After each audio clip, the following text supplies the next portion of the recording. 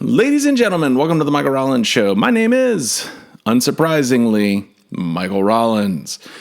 This is a show where I interview people in the FPV industry, and right now we are talking about the history of FPV. This is the third episode with Chad Nowak, aka Finalglideaus. Always super fun to talk to Chad. In this episode, we talk a lot about the way it used to be with the forums, about how before there was Facebook for FPV, there were these forums everywhere. You can actually still find them in different places if you go look. And the way that people interacted on the forums is somewhat different than it is today. Sure, they were just as heated. Everybody had their own viewpoint, right? But at the same time, it often did not get personal. And that was a really interesting trait for the community back then. So hang out, give it a listen. It's always super fun to talk to Chad. If you like what I do, give it a like, subscribe. If you really like what I do, go join my Patreon. The patrons get early access to all the interviews that are uncut. They also get a podcast, unedited podcast version. And they keep me going. And I appreciate them, and I hope you'll give it a shot. Anyways, catch y'all on the flip side. You know, when one of the things that I keep hearing about, you talk about the FPV pilots and whatnot, is Boris talked about it, Tommy's talked about it, Bob's talked about it. I've heard you speak about it. The forums, this wasn't done on Facebook back then. Have FPV pilots been FPV pilots throughout the whole thing? Was there different rules of engagement in the forums? I have definitely heard from your mouth and from Boris's mouth and a few other folks that you guys tended to be way more aggressive back then. Just personally, you'd go to defend your point, but I don't see that as super different than what some folks do now. What were the forum days like for the community? So, to me, it was the same but vastly different between when you compare, say, Facebook and RC groups. So RC groups was, of course, a smaller community than Facebook. Facebook really helped the explosion. It brought the masses in. Well, as much as the masses is as the FPV community is, still small, it made it a lot bigger because it brought accessibility. Not very many people knew RC groups and so forth. Right. So RC groups is basically rather than a worldwide group, it was still it felt like a small club or a small community. So you had people you liked, you had people you didn't like, but it was kind of like a small town. Everyone kind of knew one another, and you'd get someone new that would move into the town, that sort of stuff. Yeah. So yeah, there'd still be arguments and so forth, but I think there was a lot less bullshit than there was on Facebook. So on RC groups, it was hobbyists, proper modeler hobbyists. So a lot of the time you would be arguing about a particular point, and it might be a heated argument, but it wouldn't change to personal, all the personal, go political or religious, or go absolutely on and go off the fucking rails like it does on Facebook. And so it was a lot better on there, and there was a lot more there were moderators as well on there, which kept things in line.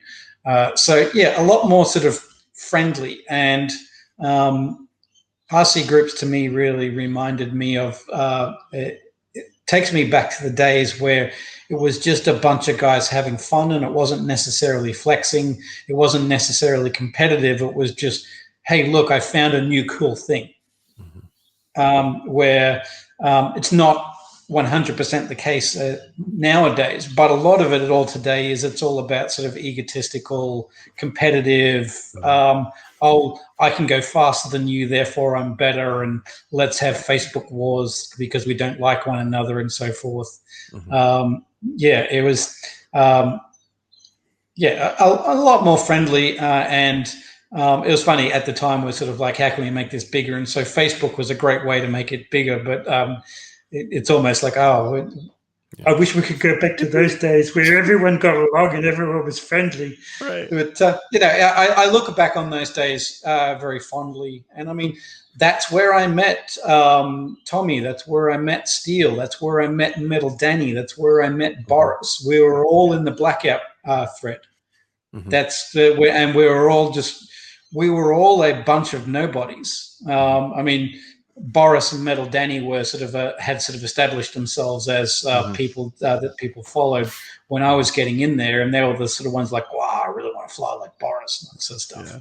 Yeah. And what can I do? It wasn't a case of what can I do to fly better than Boris. It was what can I do to get a positive reaction out of Boris. Like if Boris said, hey, that was really cool, you're like, Boris reacted to it. That was awesome. I get it, yes. Yeah. And it was never a case of I want to be better than Boris. It was just like when Boris was like, that was really cool what you did there. I'm sort of like, he said that he liked it.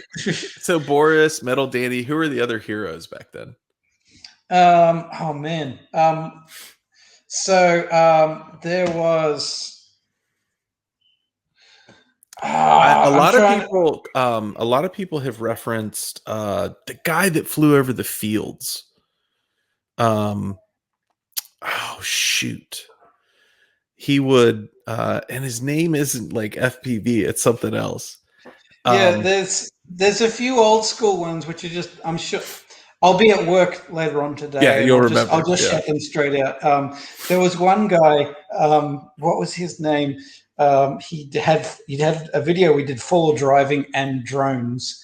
And he lives in south of me in New South Wales. I did see that. Yeah, and that looked fun.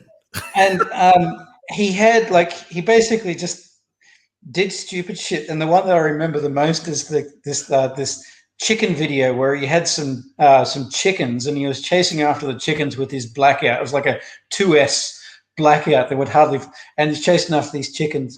And of course, all the environmentalists are all absolutely up in arms about he's chasing after chickens and that's wrong. And he's having a wonderful, he'd have a pinned comment going, 4 vegetarians down. Who's next? Think about the chickens, Chad.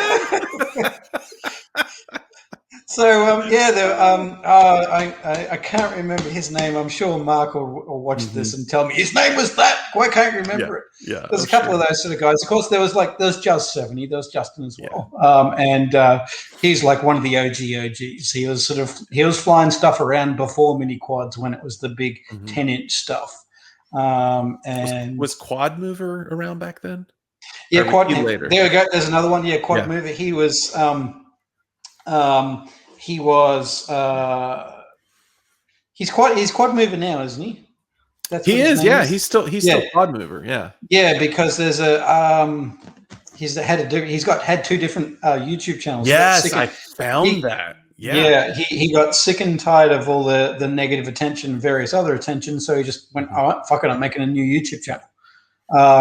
And yeah, he was sort of the OG line of sight guy, being able to do really cool stuff.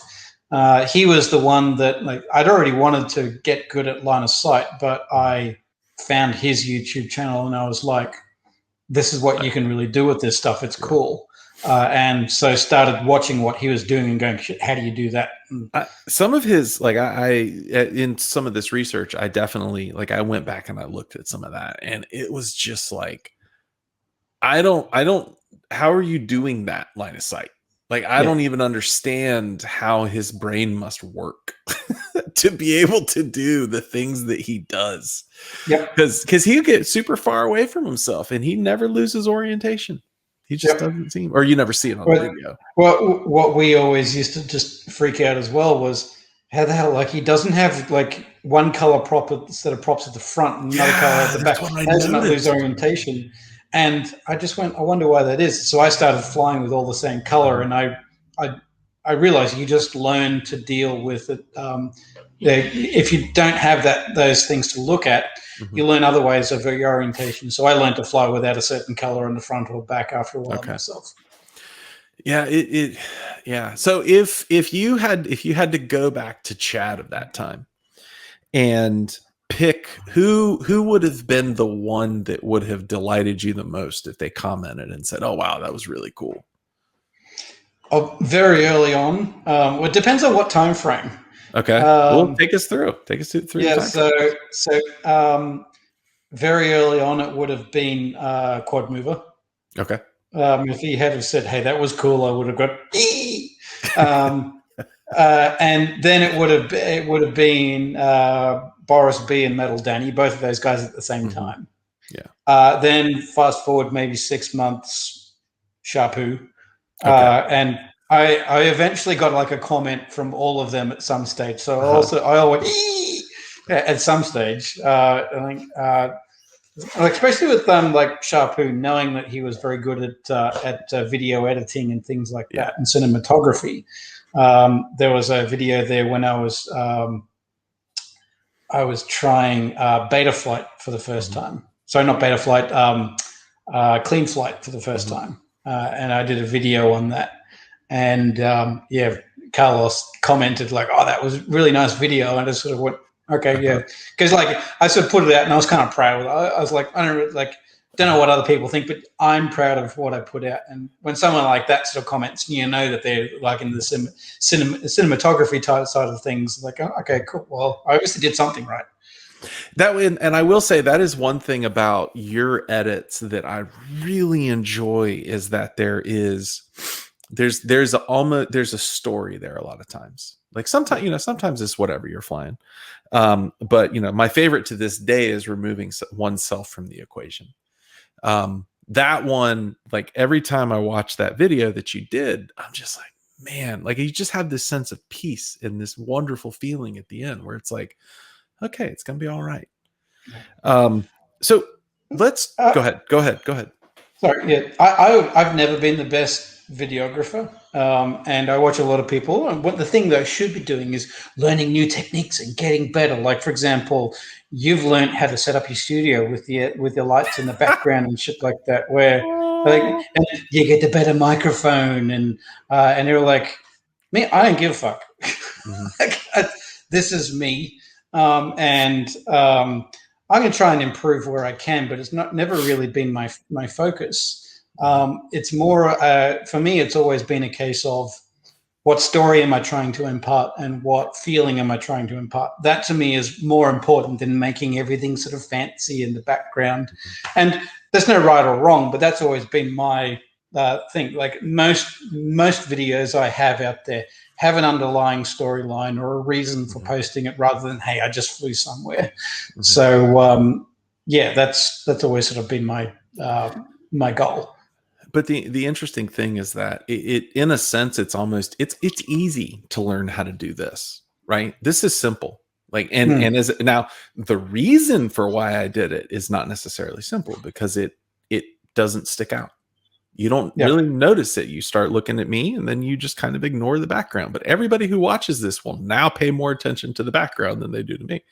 Yes, including the Trojan horse. Including the Trojan horse. That's right. Here it is. Woo! The printer. But story is not something that is easy to learn or easy to teach or timing. And I feel like you did very well with that. And so like, even though sure, they're better produced videos or they're better flown videos. I mean, absolutely. But the whole package there is very nice. So let me ask you, everybody comes back to Sharpoo. And so that, ladies and gentlemen, is the end of episode 3 with Chad Nowak, aka Finalglideaus. I appreciate that you've come along this far. Next week, we're going to talk about Sharpoo. Specifically about why Sharpoo was as impactful as he was. There's a lot of people that were really changed and swayed by him, and I don't think I had ever had anybody explain it to me the way that Chad Nowak did. Anyways, y'all hang in for that. You should see it next week on Sunday. If you like what I do, give it a like, subscribe, comment. If you really like what I do, join my Patreon. Patrons get early access to all the interviews, and they also get a podcast version of what I do. I hope that y'all have a wonderful and fantastic day or evening wherever you are. Talk to you soon. Bye.